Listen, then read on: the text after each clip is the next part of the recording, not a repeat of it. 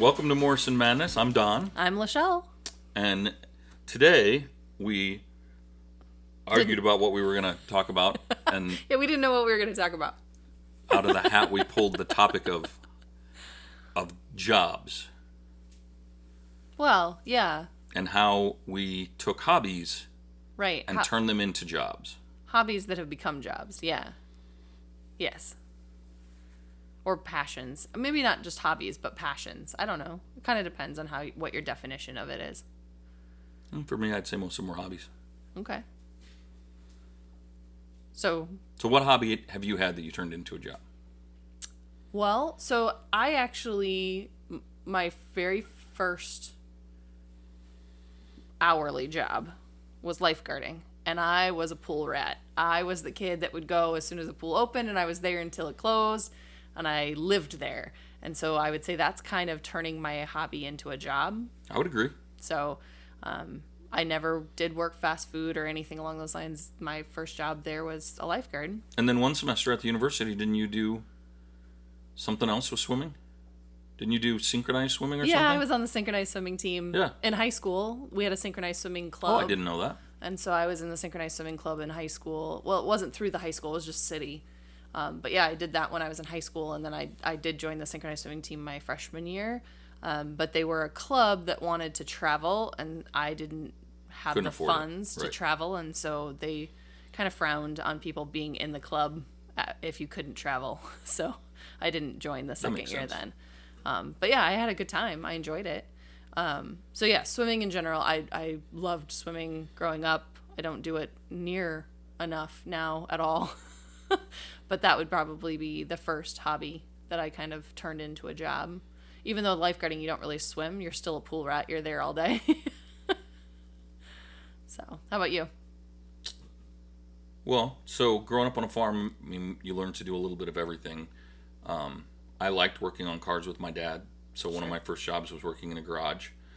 I never could diagnose what was wrong with a car, even though multiple people have tried to teach me. I don't have an ear for it. Sure. I mean, there are some things that I can figure out just because I've experienced it, but most things I can't hear it. You know, I don't really recognize when a car is missing, which is weird because, you know, being a DJ, I can hear when, you know, if somebody played a version of a song and one note was like way the hell off, I'd be like, oh, that's rough. Right. So my first job in high school was that wasn't farming related, was working in a garage. And then I've worked in a couple other garages just doing the basic stuff, doing, you know, rotating tires, changing the oil. Sure. Nothing major. I mean, I've assisted with major, you know, teardowns because I know how to use a wrench. Right. But I wouldn't, by any definition, would I call myself a mechanic. Okay. At all. I did enjoy doing it with my dad, but I would say the majority of that was because I was doing it with my dad. Gotcha. Like, I don't enjoy doing it on my own. Gotcha. So that would have been the first one. Okay.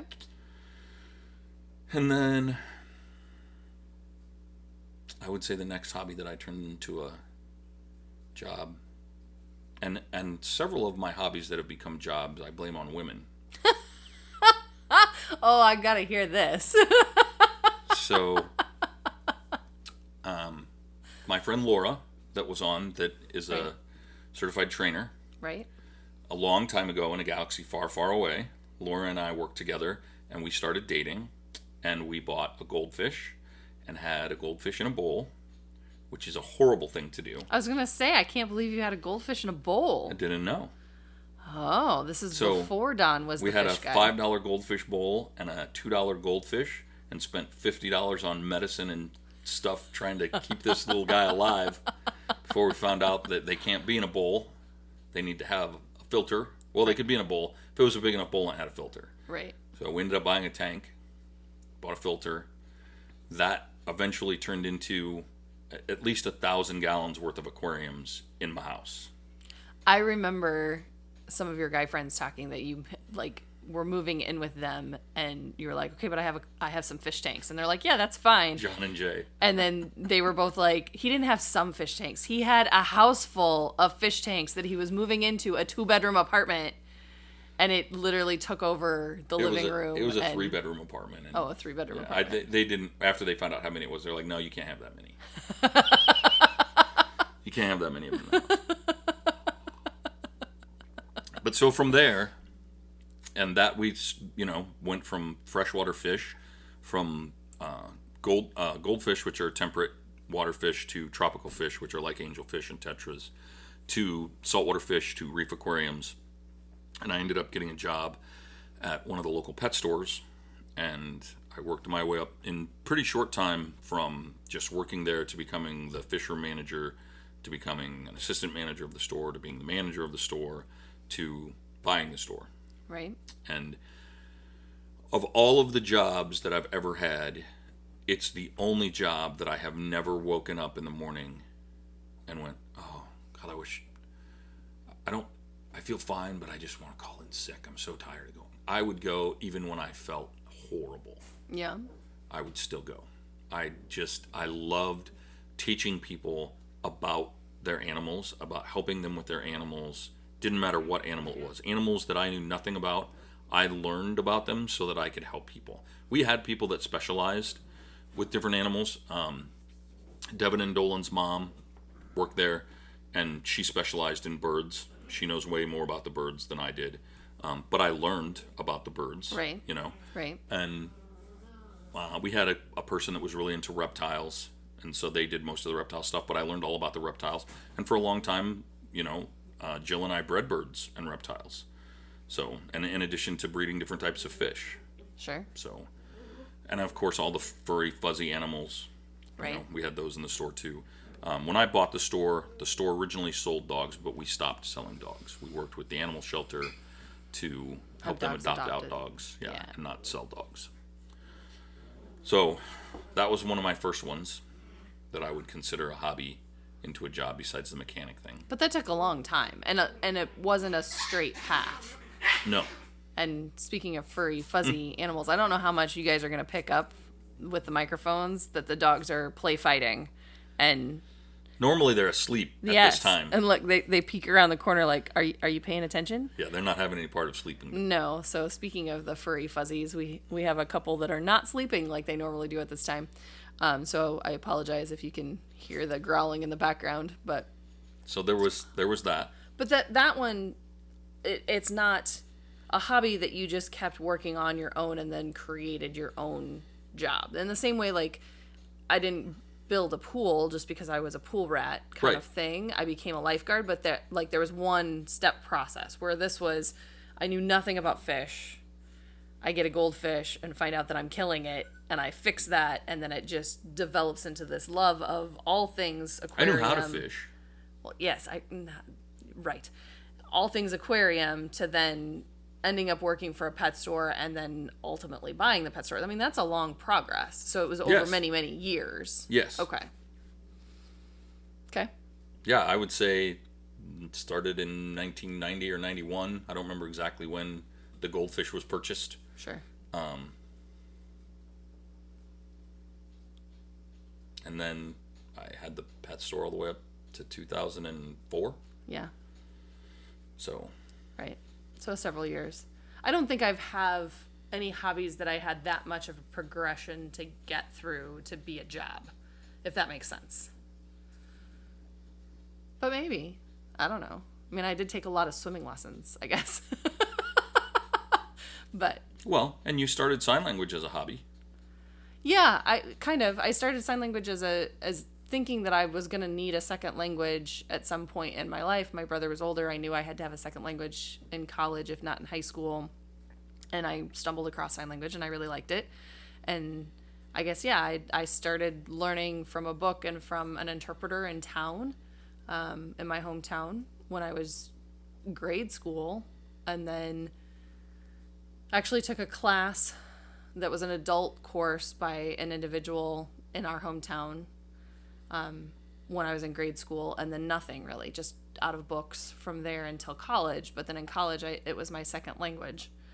And then after I graduated from undergrad and then I graduated from my master's, then I decided, well, let's go get an associate's degree in sign language interpreting. And so then I did get that degree, and that I have been a sign language interpreter since then. Right. So that's a little bit of a progression too. And then you had years. to study and go get a license. And yeah.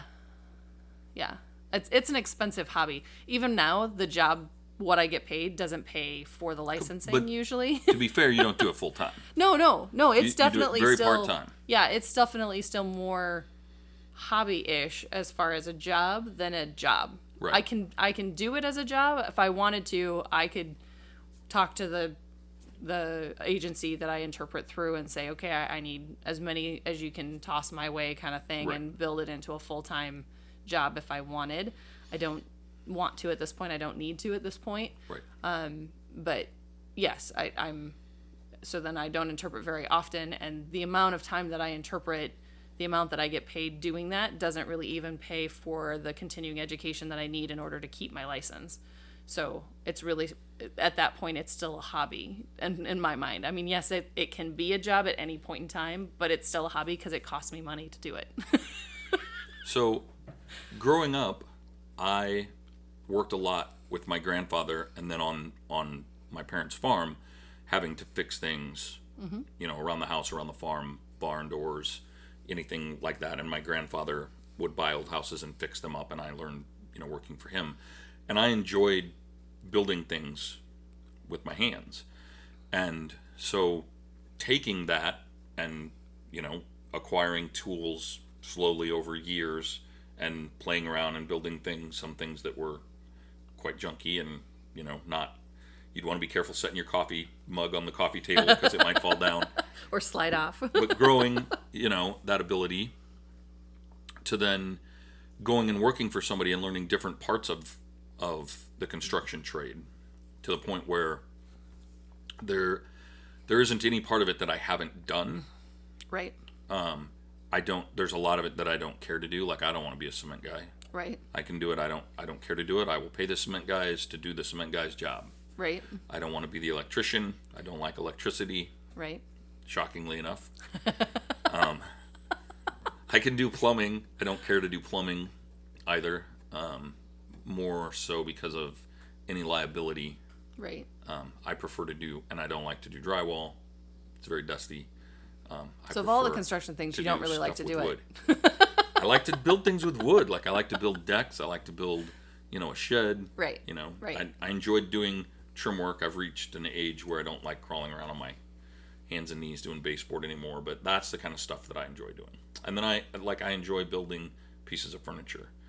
And so taking all of that knowledge that was acquired over years and as a hobby, and working a little bit for my grandfather and for this other person, part-time kind of thing, I turned that into a handyman business.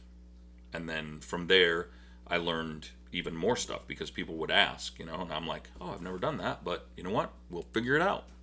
And I, thankfully, at this point in time, the internet had come along and you could research, Right. What do you charge somebody to hang a screen door? Right. I don't think I'd ever actually hung a screen door before. Maybe I'd help my dad do it, Sure. or maybe I'd help somebody else. I'd never done it myself. Sure. And so, you figure that out and you give them a quote and they're like, oh, sure, we'll hire you to do it, so they've got all the stuff there and you do it, and what should be a 4-hour job takes all day. Right. So, but you get better with time, and right. So, I still do it. I don't do it very often. I haven't. No. I built a deck, the summer before the virus. Right. Was it ever a full-time job for you, doing Yes. just construction? Oh, yes. Yeah, I worked full-time for a local guy here in town that mostly did trim work, but also did some remodel stuff.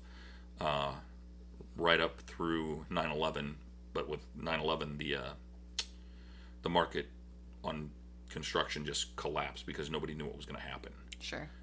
And so I could see the writing on the wall, and thankfully at that time I actually still owned the pet store, and I had just gone off to do this because it's something that I enjoyed doing. Gotcha. Not that I wasn't needed at the pet store. I still worked at the pet store as many hours as I could, but I worked for John anywhere from 30 to 40 hours a week.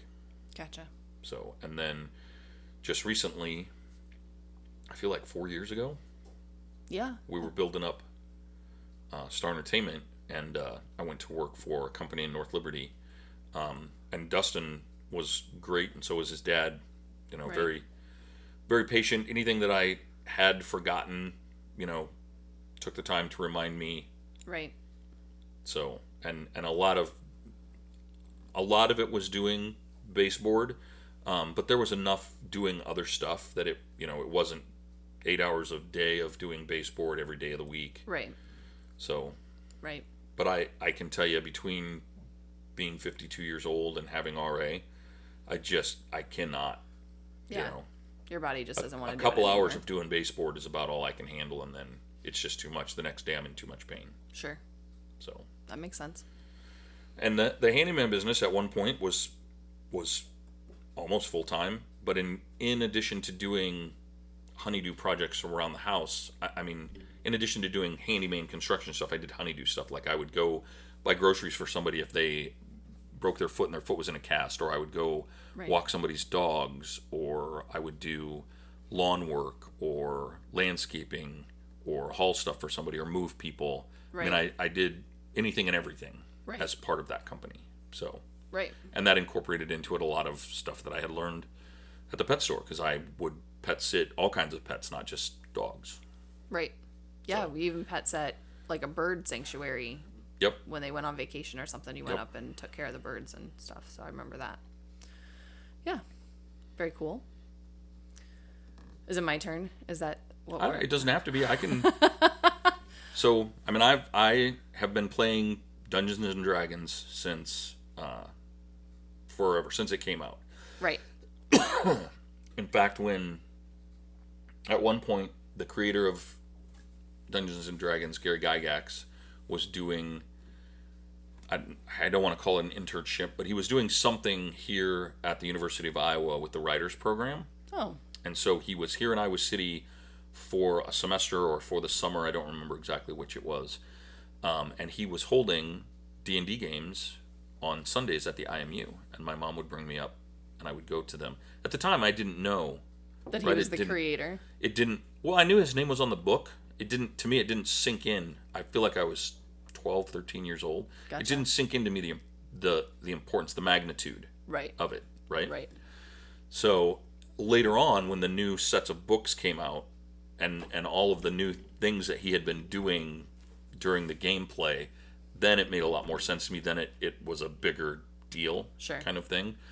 And so from that, when Magic the Gathering came out, and I had friends that played D&D, then my friends got into Magic the Gathering, and so I got into Magic the Gathering, and we still played D&D, but Magic the Gathering was you could do it at a spur of the moment kind of thing. Right. Where D&D took a little bit more prep. Right. No, I'm not.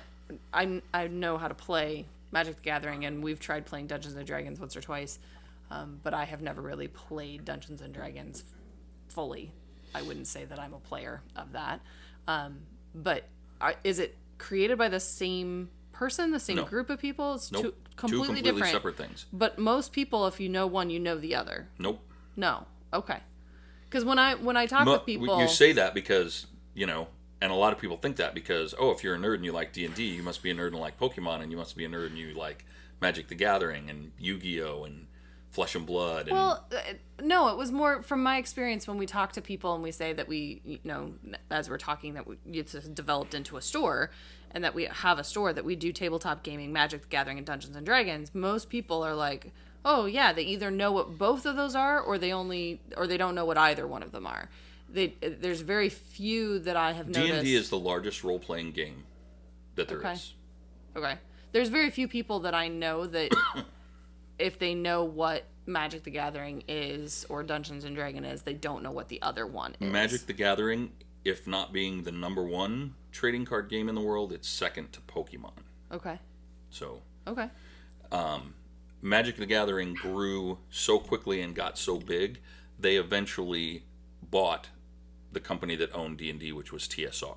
Ah, gotcha. Okay. So they are tied, Well, but later. And mostly because Magic the Gathering is based on the same kinds of Lord of the Rings type creatures that D&D was based on. You know, Gotcha. There's dragons, there's gnolls, there's trolls, there's goblins, that kind of thing. There's wizards.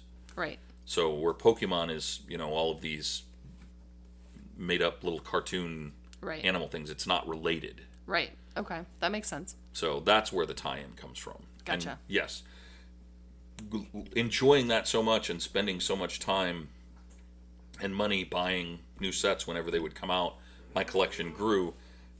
And at one point I had an opportunity to buy into a store. I bought into that store, and the person that I was partnered with, he was much younger than I was. He was a college student. Well, he kind of took that profit that he got from the store and decided that he was going to go party and not really watch the store, which was Gotcha. part of our agreement. So after a couple months of me not being able to get a hold of him not being around and having the store open, the store wasn't making any money, and I'm still paying rent, I just boxed up the collection, took it home. I tried selling them out of the pet store for a while. Didn't have much luck, so for a long time they just kind of sat in the basement, Right. and I would go through them, and I had them organized, and I would pull out cards that I wanted to use to build decks.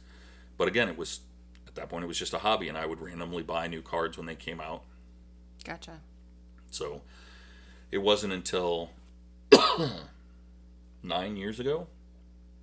It was right around 2010, 2009, 2010, that you started getting back into thinking of partnering in a store. Well, the kids were getting old enough. We started playing Right. Magic the Gathering quite a bit. So we were going to the store all the time. And yes, somehow it came up. I told them I had an extremely large collection, and they asked if I wanted to, become a partner in the store. Right. Well, we couldn't come to an agreement on kind of the business operations of the store, and so I backed out. And then the one partner ended up leaving.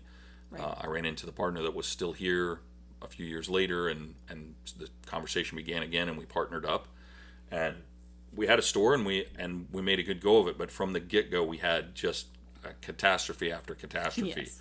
Our first location, it flooded, and then the roof leaked, and we couldn't get the landlord to fix stuff. It was a nightmare.